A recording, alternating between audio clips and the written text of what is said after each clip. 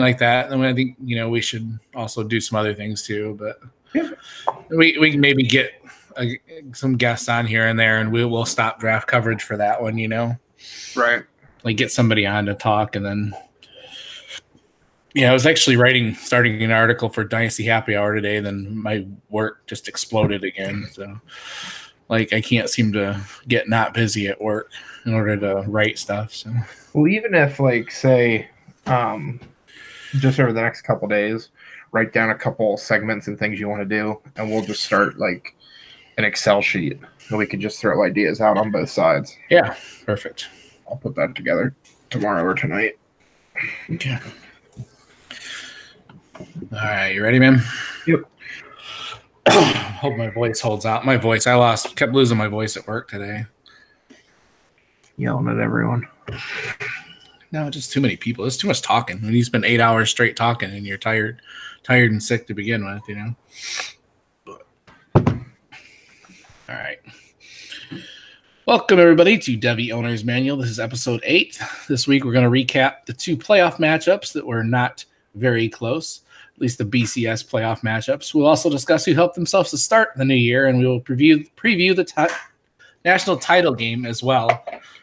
And then we'll have a new game, a game of Would You Rather. But before we get to all of this, let me remind you where you can find us on Twitter, at Devy Manual on Twitter. And our email is devyownersmanual@gmail.com. Also, a special thank you to Chris and Adam from Dynasty Owners Manual for allowing us to be part of our podcast family.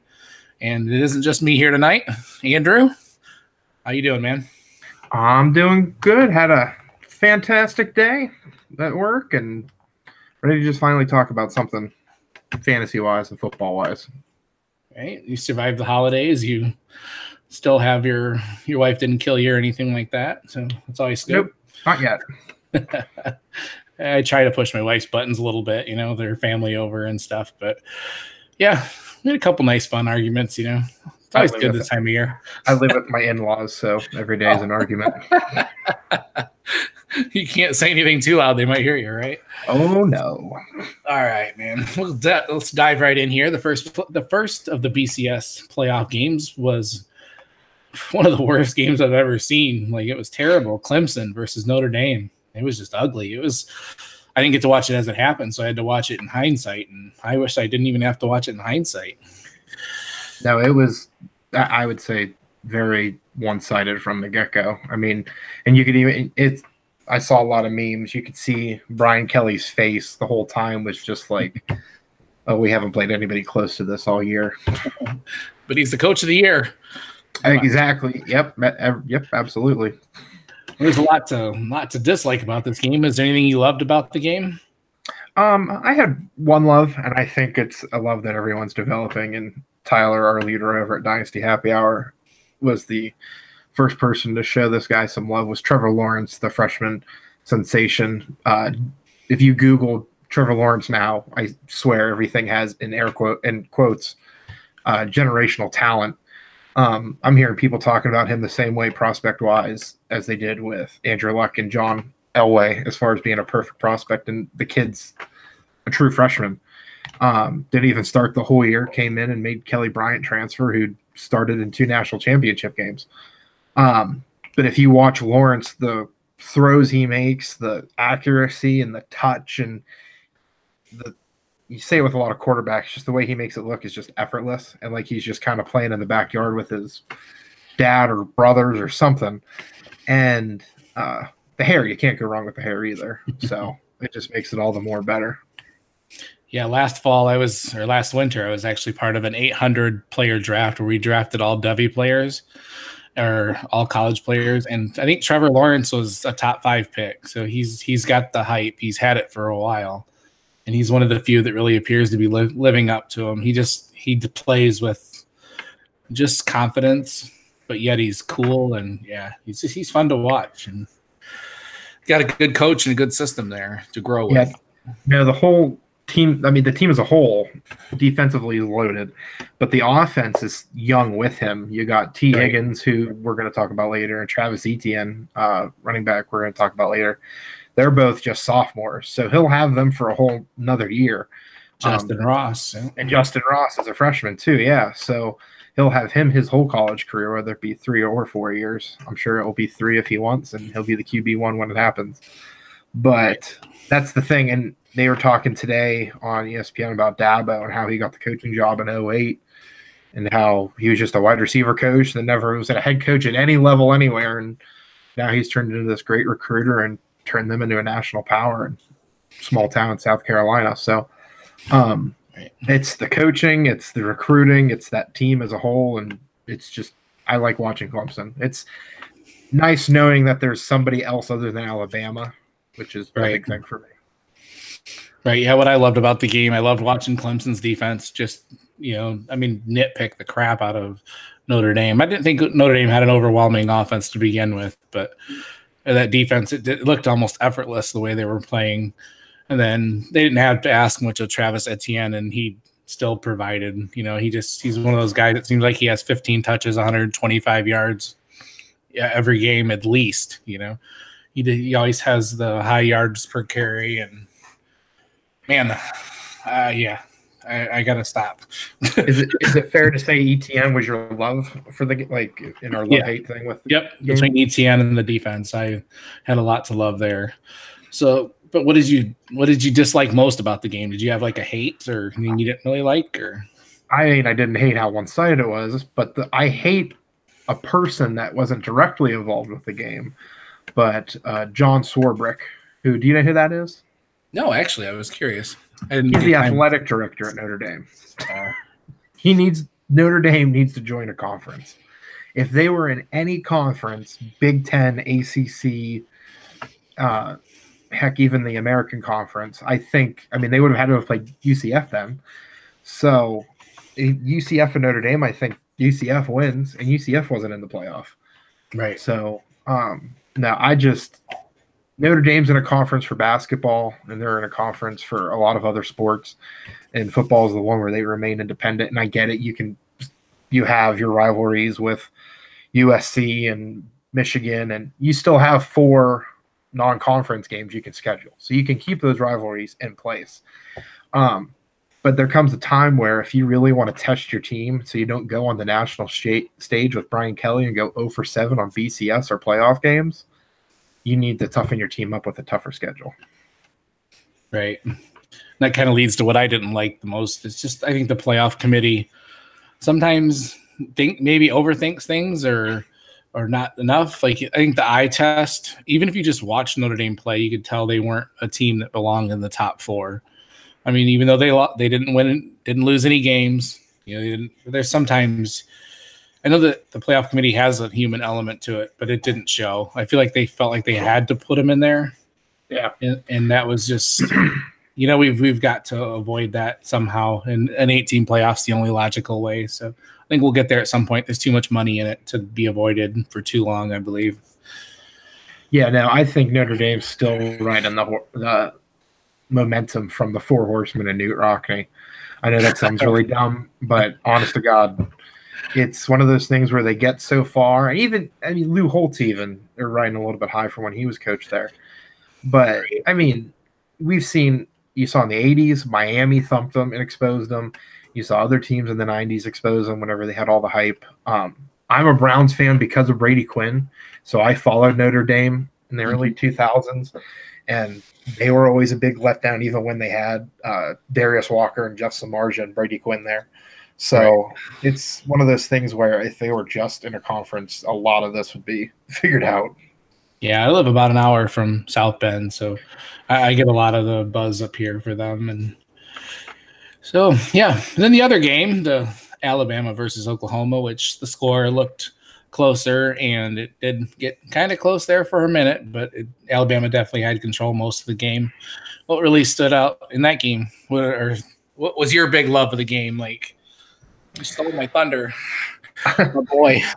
I love Quentin Williams. I loved his performance in the game, and I loved his little soundbite before the game. He could have ripped into Kyler Murray in Oklahoma, and he was going to say how he wasn't really that good, and then he had the little Nick Saban demon pop up on his shoulder, and he was like, as a throwback to Jurassic Park there as well. So no, Quentin Williams just really gets me excited as far as for IDP and draft season.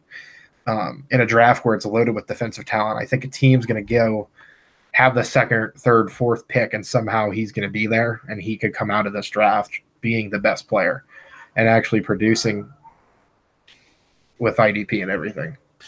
Right. Actually, what was the last stick to football? Matt Miller said he's got a legitimate argument for him being first overall. And I'm like, finally. He got a Heisman vote. I've been saying that for months. Like, you've got to, everybody's just like, Nick Bosa's the shoe-in. I don't think he's as much as the shoe-in. I think he will still go number one. But if you get a team that really just wants that anchor in the middle that can still destroy all kinds of stuff and be the Aaron Donald type of force, I think you've got to think about Quentin Williams as well. It's crazy you have two players in the draft that you can make an Aaron Donald comp with Ed Oliver and Quentin Williams. Right. So I don't think Ed Oliver's quite as dominant, but I think Quentin could be. You got to remember he's still only started for a year, which is just insane. Mm-hmm. And he looks like he's 12. Right. On his face, at least. The rest of him looks like he's a dinosaur. That is a grown-ass man. Anyways, my love of the game is I cannot get enough of watching Tua, man. Like, I love the way he's for a lefty, too. You kind of don't appreciate the mechanics of how a left-handed quarterback looks. And everything looks different. And, boy, he has touch. Holy crap. Mm-hmm. Just the different levels, the way he knows exactly when to throw it hard, exactly when to lay it in. It's crazy. You don't do that in college very often. No, it takes a while. Matthew Stafford still hasn't learned it. Come on. Matthew Stafford has Matthew Stafford hangs out with Clayton Kershaw too much is his problem. He's throwing too many fastballs and wild pitches. Yeah, he's God, man. And speaking of Tua, transition into my hate from the game. Not necessarily that I hate Tua, but Matt Miller and Mello and Connor Rogers on Stick to Football, they were big on this, and I kind of was like, whatever. It's the way it's been. That's the way I'm used to it. But they were big on the Heisman voting being after the national championship game. And I think if the voting was after the national championship game, I can say for me, because I said I was going to vote for Kyler Murray if I had a vote, which I never will. I would have voted for Kyler. I would, after seeing what happened this past weekend, Tua's the best player in college football. Jalen Hurts, I think, still a little bit of that thunder kind of pulling a Tua like he did in the national title game, getting them the SEC title. But Tua coming back and having the ankle surgery and doing everything else, having a TO type of Super Bowl in the college football playoff, I think it spoke volumes. And Oklahoma came back a little bit, and Tua and Alabama just wouldn't let him have it. So, no, I just wish Heisman voting needs to be after the season, I think. Yeah, I 100% agree.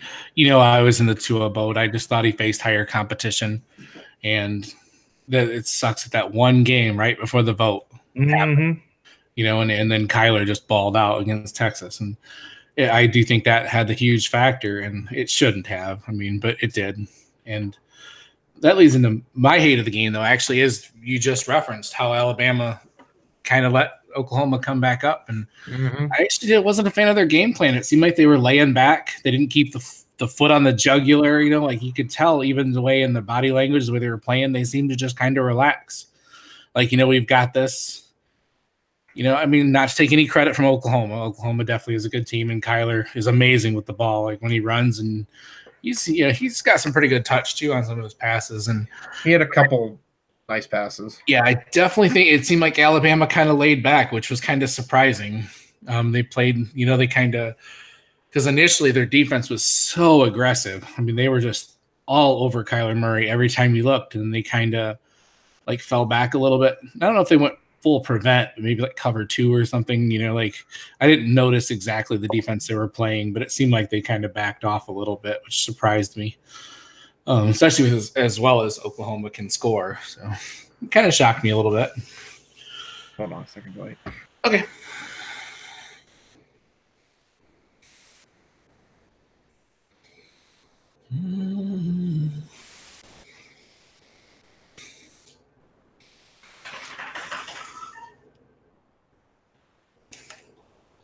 Becca? You okay? Okay. Oh, okay, I wasn't sure what that was. So it sounded like someone punched an ostrich, but I wasn't sure. Okay, just checking.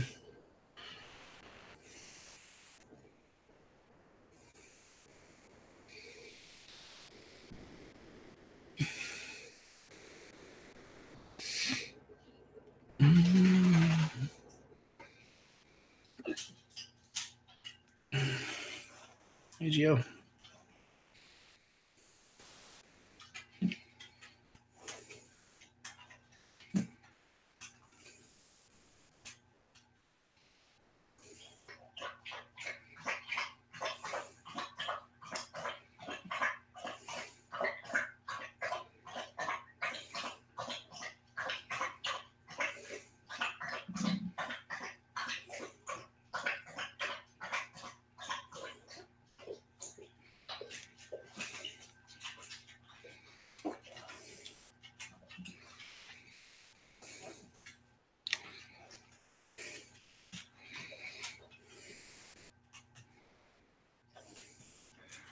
Okay.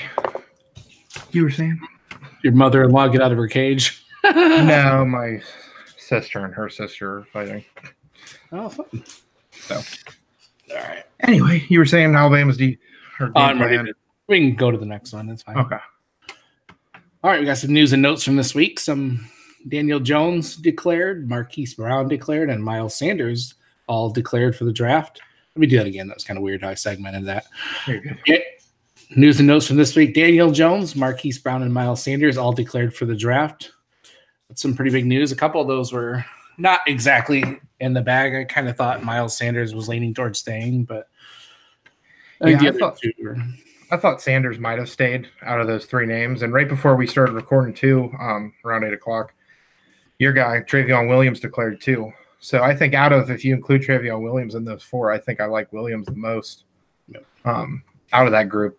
Jones, I have to dive more into. I honestly didn't know if he was going to come out or not, so I haven't watched much on him as of I haven't watched much on him yet. Marquise Brown, I've seen a little bit here and there of him. And then Miles Sanders, I have to dive into a little bit more too. I'm watching more players that are seniors that I know are going to be at like senior bowls and already declared and stuff like that. So Travion Williams out of the four, I'm most excited to dive into more and watch more of. Right, I think Daniel Williams just took a opportunity at this point, with the down quarterback class. I think he knows too. He wouldn't. There's nothing more he could do at Duke, and it's a good time for him to jump in, and he'll probably be one of the top 3 quarterbacks drafted. Yeah, no, and he has good coaching down there at Duke with God, brain fart. What the hell is his name? Cutcliffe. Yes, Cutcliffe, the quarterback guru. I only know that because you told me. Right, I know. On me. Cutcliffe, the quarterback guru for the Mannings, is his coach down there. So, and if you watch him, it was funny when they were playing their bowl game. I had my boss watching, and I said, "Watch, you'll see a lot of Manningisms with the way he holds the ball and moves his feet, and he steps into his throws and everything of that sort." Yeah, that's all that's missing is Omaha from him. And missing OBJ when he's wide open. But besides that, he might have an opportunity at that depending on how the Giants draft. Right. But no. And then something I'm really excited about with the news and notes. I'm excited the way it panned out. Not excited that Steve Wilkes lost his job, but that had to happen for this to work. Senior Bowl staffs were announced. So it's going to be John Gruden, his Raiders staff, coaching against Kyle Shanahan and his 49ers staff. If you're going to have 2 polar opposite coaches and coaching staffs, I don't think you could have come up with a better set of 2 guys. You're going to have old, grindy sort of guy, and then you're going to have Kyle Shanahan, who's probably going to have so much fun with all these weapons he's going to have. So I'm excited to see how those 2 go and who gets assigned to what team and how it all pans out. Right. And also this week, Josh Allen declared that he should be the number 1 draft pick, and basically – yeah, I think he's got a valid point at this point. You guys, everybody knows what I think of him. I think he's most likely going to go top 3. Now it looks like it's, one of those teams. If you don't get Bosa, Josh Allen's the next best pass rusher. So for sure, I agree. So I like that. Yeah, I like swagger and guys like that. There's some guys, some positions some things you want to see that, and you definitely want to see it with your pass rusher. So yeah, and it's going to be, I think, in one of those cases where Josh Rosen said last year, every team that passed on him, he'll remember. And I think it's going to be similar with Josh Allen. I think if he gets passed over by Arizona, he shouldn't get past Oakland, but because John Gruden won't shut up about how much he needs a pass rusher after trading Khalil Mack for the 20-something pick. But that's right. Different. Yeah, if he's there where Oakland's 4, right? Or 3? 2 or 3. San Francisco's 2. So yeah, they're at 3. Yeah. All right. So yeah, if he gets past Oakland at 3, there's something going on there. But for sure. Yeah. All right. Then real quick, just a little bit of strategy. Kind of a lot of players. I don't know if there was a lot of value dropping and raising in the bowl games, not as much as there sometimes is. There's a lot of marquee talent that sat out during these games. But is there some of them that really that are presenting themselves as values and some that might be overpriced at this point, Andrew? Yeah, no, I think a value at this point, just coming off the horrendous performance they had against Texas, I think any of the Georgia running backs, you might be able to get a good value on as far as trying to acquire them or something to that effect. DeAndre Swift has the chance, along with several other guys, to be the RB1 in 2020. Elijah Holyfield could declare this year. He could stay another year. I think he's going to be worth something in the future. So if you have him at Devy, I still like him. So anybody with Georgia running backs, and plus they got some freshmen coming in that are just going to be insane. I think I saw the RB1 committed to them in the last week or so on that mid-signing day. So anytime Georgia has a running back, it's worth getting. And I think right now, after seeing what the Texas defense was able to do and step up and not allow them to really do anything that they've been doing all year, averaging over 200 yards rushing, I think their value is a little bit down, just enough where you could have somebody who's disgruntled and be like, hey, I'll get rid of them. Right. And then my overpriced player, I would say, I almost didn't write his name down, but I think it applies just because of how well he played, is Benny Snell, coming off his performance against Penn State. He's getting a lot of buzz on Twitter and draft Twitter, even in our group discussions. I think it was Tim in our Dynasty Happy Hour staff chat who's been telling me all year to not talk about Benny Snell so he can nab him everywhere. But yeah, you have been all up in Benny Snell for a while. I have. And now all of a sudden, bam. Yes. I mean, I think his stock will drop just a little bit right before the draft because everyone's going to be talking about David Montgomery, and if Josh Jacobs declares, it'll knock Benny Snell's stock down just enough that I think you could acquire him for a decent amount. But again, we haven't really seen all of Josh Jacobs, but I'll let that transition into yours. Right. Yeah, I think Josh Jacobs is one of the values, but his value window is going to close extremely rapidly. Like, I think if you get a chance, now is the chance in the next week or two. If he does declare, even if he doesn't, I still think you need to grab him because he will be the man in Alabama next year, I believe. And Travion Williams, I still think is a value. Everybody has kind of peaked. His name is now peaked up a little bit. He got some people's attention, but I still think he's not considered one of the top 2 or 3 backs in this class. And I still think you can get him for a pretty good value. And if he has a chance, if he does really well at the combine, and the more people dig into him, I think they will like him, and his value will rise. So I think now you got to grab him as well. And then this is kind of a reluctant overpriced because I do think Dwayne Haskins is going to come out. I do think he's going to be the first quarterback drafted. I think it's going to be the Giants unless somebody goes in front of the Giants. And I think that's overpriced. I think he's got some issues. He's obviously a very good leader, and he's got a lot of things that you do like, and he's got a chance to break that. I was reading an article on Bleacher Report earlier about he could break the mold of Urban Meyer's quarterbacks, that have not done well in the NFL.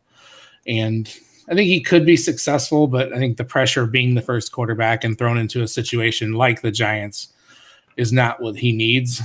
I think if he gets drafted by the Giants, I wouldn't be surprised if they just shoved Eli right out the door and Haskins was a starter from day one. So. For sure. I think he's probably a little overpriced just because he's going to be the top quarterback. He's going to be this. If he declares, I really don't see any reason why he would stay.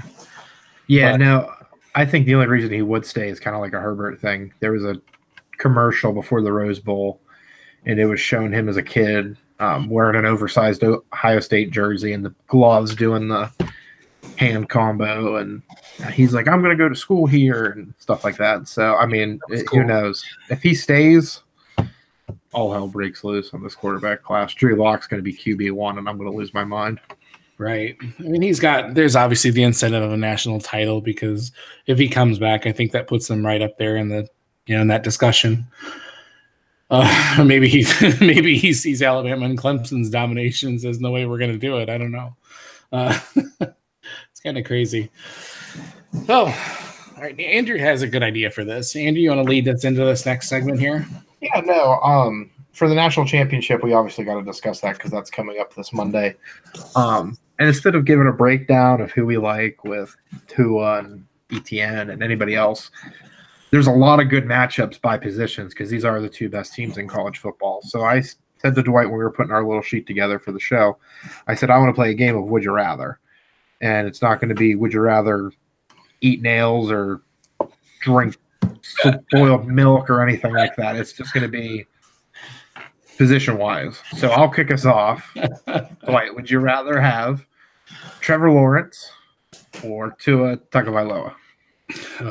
Man, that is a hard decision. That was my favorite one to write down. I was like, "Ooh, this is going to be fun." Honestly, Trevor Lawrence. I know that sounds, as much as I love Tua, I think Trevor is more of what NFL teams want.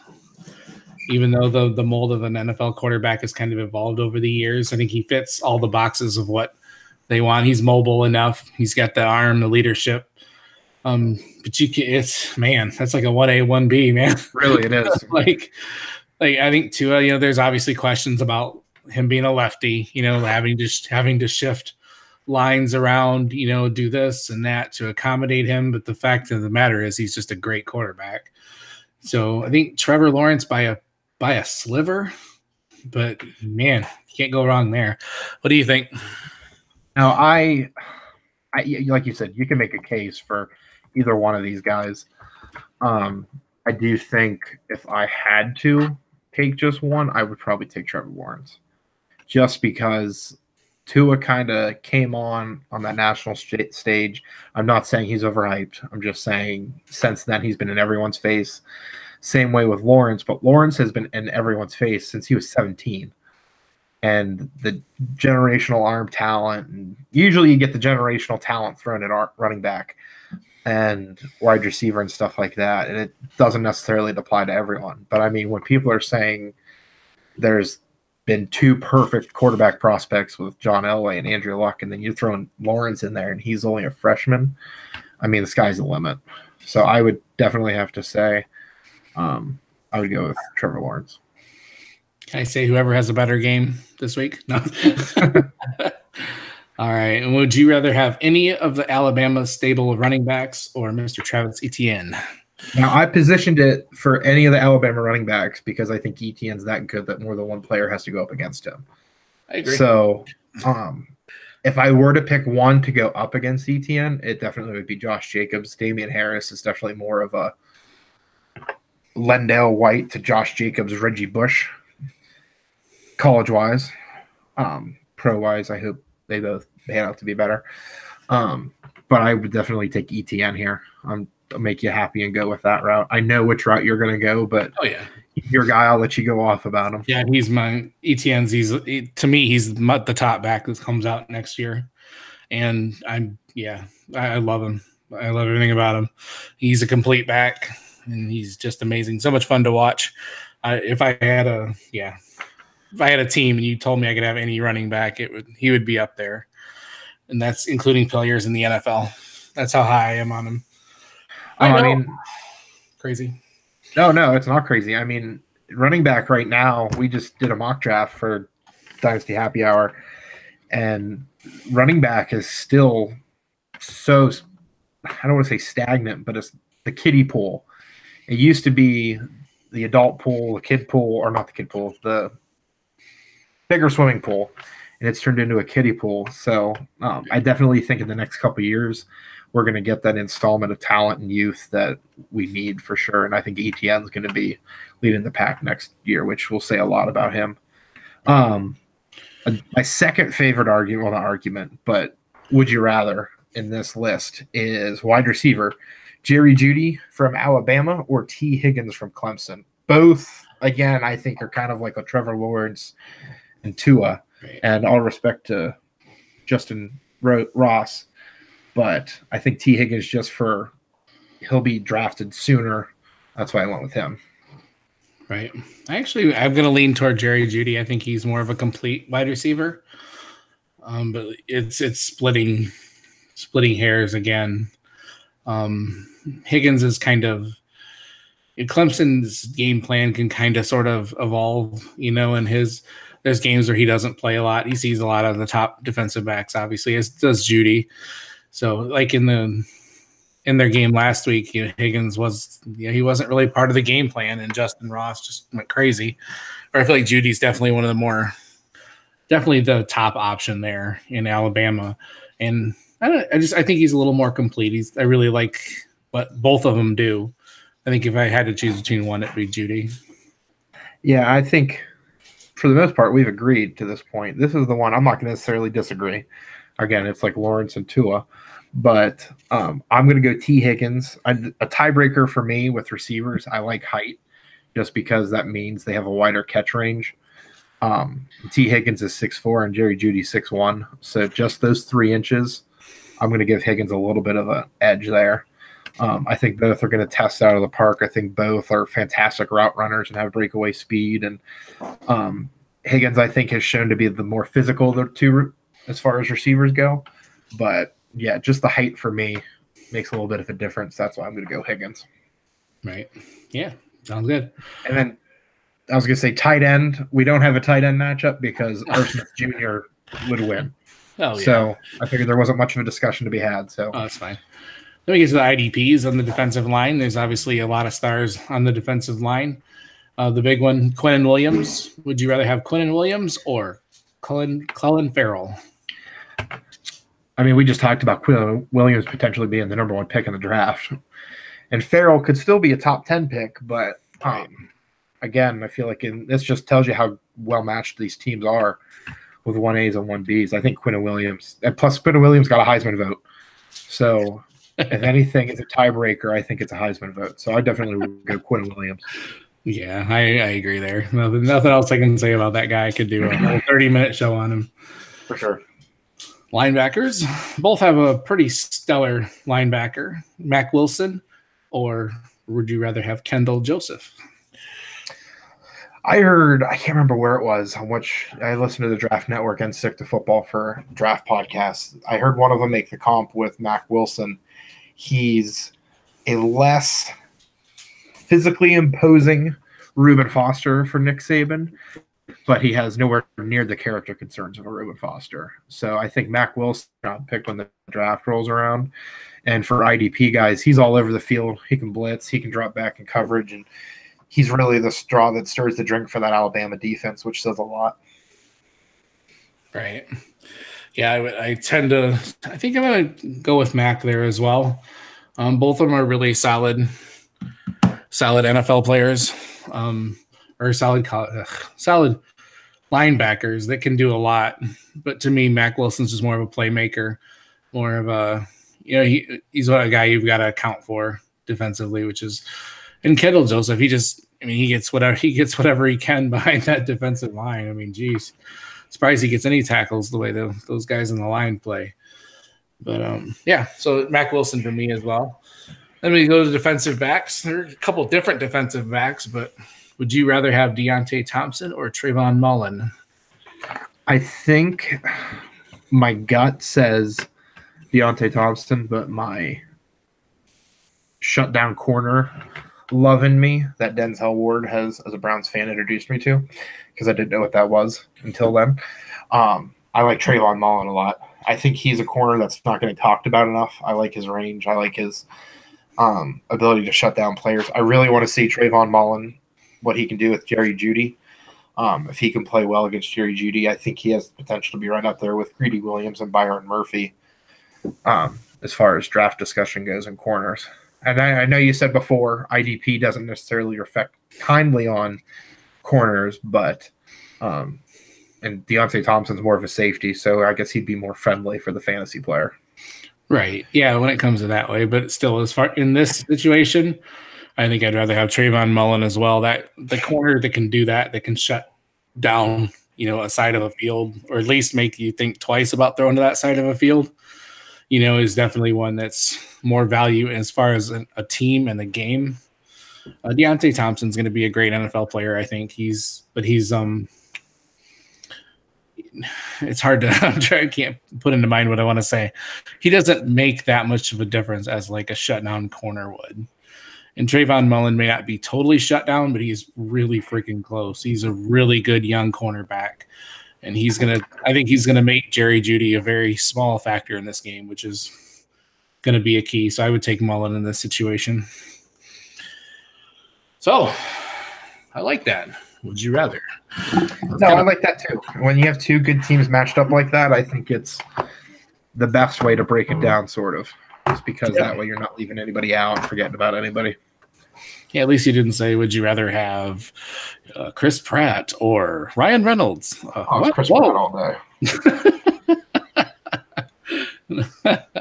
When you asked that, I'm like, oh, God, what are we doing here? All right. Just real quick, we're going to wrap this sucker up. Andrew, final prediction for the game? I think it's going to be a high-scoring game. I want it to go to overtime, and it might with the score. I'm predicting Alabama will win 45-42. But at the same time, if Clemson were to win by the same score, I wouldn't be shocked either. Right. I actually am going to go a little bit lower. I think Clemson's going to win, and I've got them winning 29-26. I don't know how they're going to get to that score. I do that in my head, like kind of, do that. Field goals, whatever. Yeah, I think it's going to be a little more defensive than some of the games we say, and I hope it's like a 29-26 real game all the way, not 21-0 right off the bat and then just catch up. So. And see, you can tell from our prediction who the IDP defensive guy is based on their score, and who the fun offensive guy is based on their score. Right. Yeah, I don't know. I think the defenses will present a little bit of a challenge for the offense. Both have very, very good offenses, for sure, and both have very good defenses. So I'm hoping it's a little more of a game, and neither of them have mascots that want to kill each other, so that's good. Yeah. Did you see that? Oh, I read today that PETA wants to get rid of college mascots because of that. Of course they do. Because of the cow taking on the bulldog. Of course they do. I saw a picture. It was Bevo's Twitter account posted earlier in the day, and he was just staring down at Uga. And obviously I don't wish harm to an animal, but as a Florida fan, I thoroughly enjoyed it, watching Uga run for his life. I liked watching the photographer run for his life when that bull came through there. The one guy got headbutted, and he was fine. I'd have been scared. And that bull was just like, whoa, whoa. I was watching it with my family, and my family's like, why would they put an animal in red in front of a bull? I don't know. That was one of the more exciting parts of the bowl games thus far.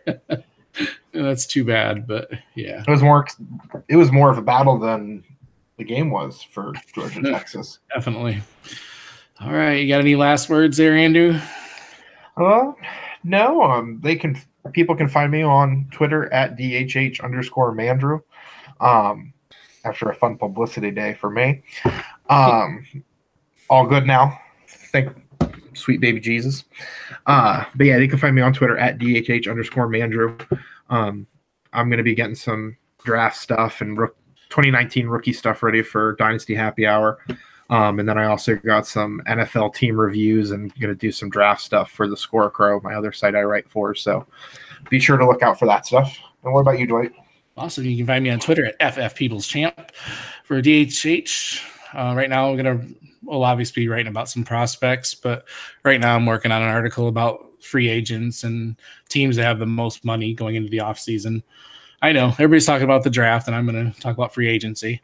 It happens first, and it affects the draft, so it makes sense. Oh, it does a lot. So Yeah, and I'll be writing a lot more about the draft. And Andrew and I have got some pretty good, exciting things coming up here for everybody. And we hope you hang with us. And we'd love to answer your questions. Send us emails at devyownersmanual@gmail.com and on Twitter at Devy Manual. Someone did ask a question today. It was like who would be your best 1.7 in the draft? And I had meant to answer that, and I will at some point. It's just a hard question to answer. Yeah, 1.7 was random enough that I was like, man, I mean, it all kind of depends. Yeah, there's so much and that's, to answer it, I would say probably a wide receiver at that point. I mean, maybe depending on how your league set up, Noah Fant might be a value there too. Who knows? Oh, he's going 101, remember? That's what you said. Yeah, well, Jordan McNamara made me feel bad about that, so I can't. Whatever. All right, with that, we're going to sign out for this week, and we'll talk to you guys next week.